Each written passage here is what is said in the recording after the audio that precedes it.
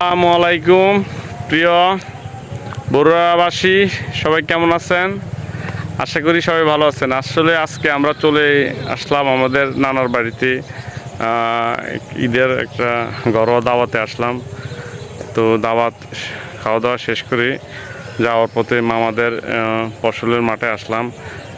আসলে অনেক সুন্দর একটা আবহাওয়া, আজকে অনেক সুন্দর একটা ফিল্ড পেতেছি বিকালবেলা।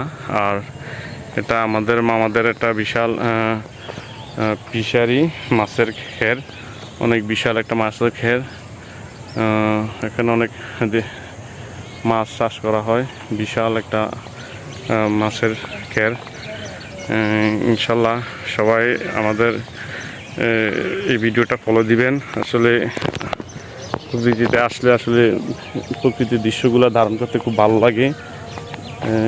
আসলে খুব চমৎকার লাগে প্রকৃতির দৃশ্যগুলো ধারণ করতে। ওকে, সবাই ভালো থাকবেন।